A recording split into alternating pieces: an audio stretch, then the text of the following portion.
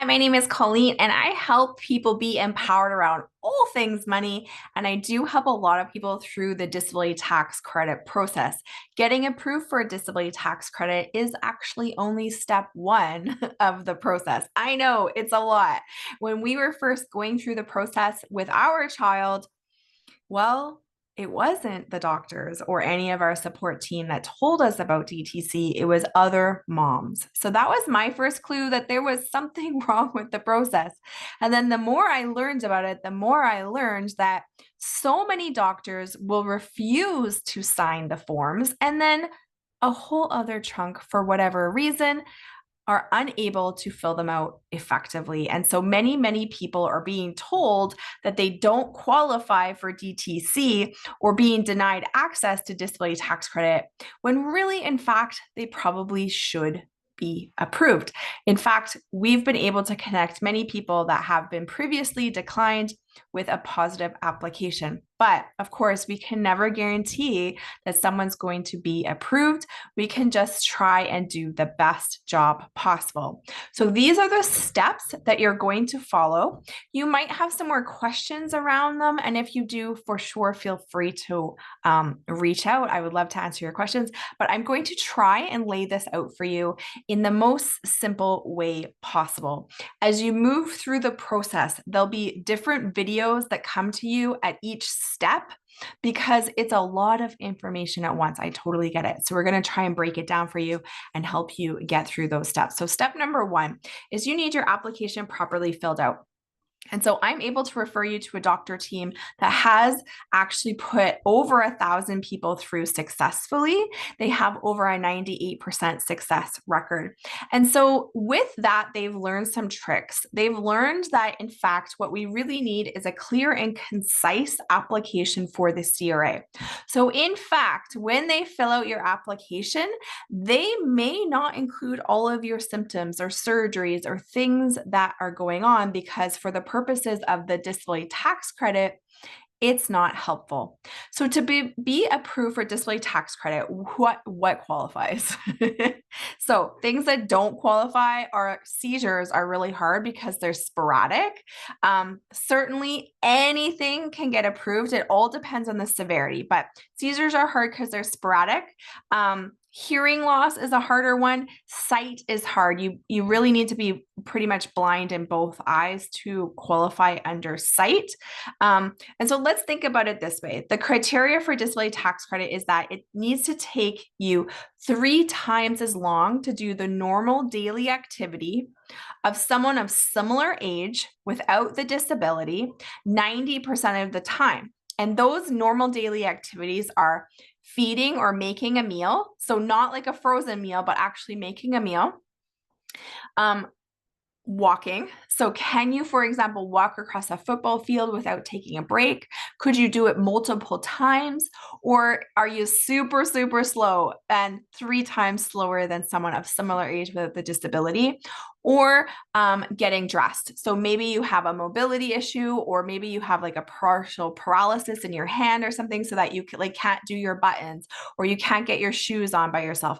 Those are things that would kind of qualify. And so that could fall under a lot of different disabilities, right? You might have had chemotherapy and you have a lot of brain fog, or you have different physical limitations where you just get really tired really fast. And so you have to take a lot of breaks to make a meal, or you have to take a lot of breaks to, say, walk across that football field. That would count.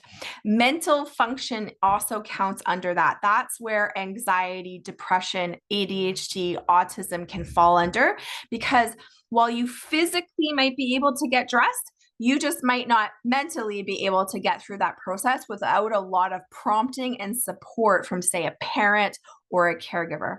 So that kind of gives you an idea of what qualifies or what maybe doesn't. So the first step with that process is I refer you to a team that is going to fill out the application for you. They're going to ask you specific questions. And like I said, they actually might not include everything. And so this is where you need to look at it.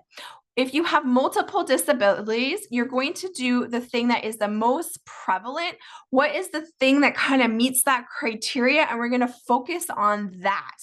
We're not going to include maybe some of the other things that are going on, because for the purpose of this application, it's a lot easier if we can get approved under one disability with a clear and concise message to the CRA. It's going to be a lot better for backdating and things like that, because it's just a clear, linear thing. And so when you're looking at that application, they may or may not include certain things for a certain reason. Certainly, we're trying to be as comprehensive as possible, but they have done a lot of these applications at this point, and so they do have a certain methodology that they're using.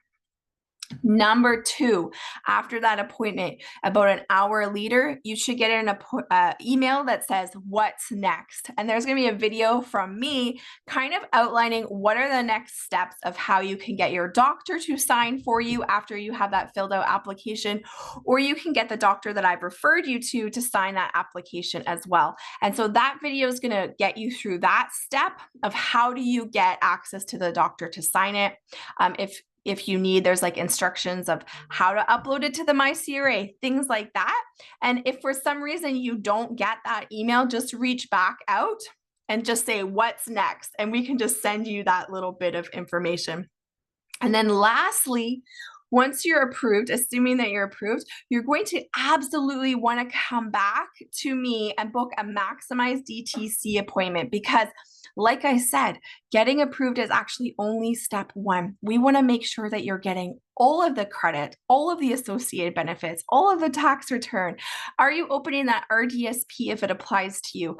Are you, needing caregiver credit as well, which sometimes the DTC unlocks. And so we would have to manually connect you with people to fix that part up on your taxes and make sure that your financial house is as healthy as possible. Our goal is to maximize and have you empowered around every part of your financial house. Money is a tool, but it is something that really affects the quality of our lives, doesn't it? And so as we help you through this process, like I said, if you have questions, you can reach out at any time, but we're going to try our best to give you little videos along the way to make this as bite-sized and doable as possible. So that first step, when I refer you to get your application filled out, you should have a link below to book that. If you don't, for some reason, again, reach out, we'll send you the link.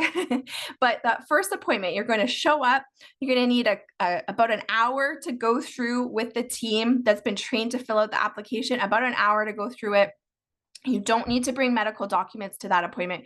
You're just going to bring yourself and maybe a support person, especially sometimes when we have anxiety or ADHD, you might need a support person to help you answer some of those questions, maybe just to help you feel comfortable. Or sometimes even, let's say a spouse might be like, no, honey, you're actually really affected by that.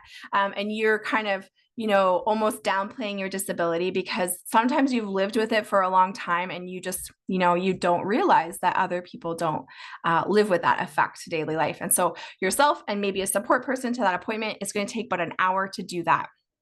That appointment is going to be $149 plus GST or PST. They are going to collect the payment at that appointment. It's really important that you show up for your appointment. You're going to need to confirm your appointment with us.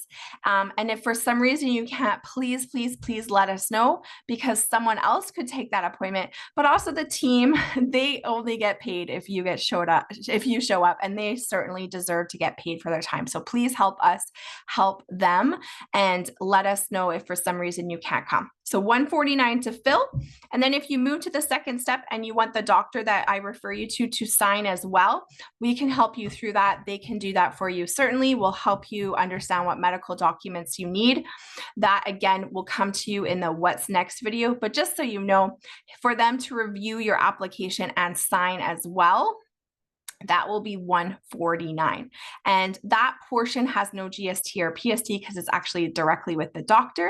And so that's what the government rule is. That part has no GST, PST. You may be able to cover or claim that under your group benefits if you have it.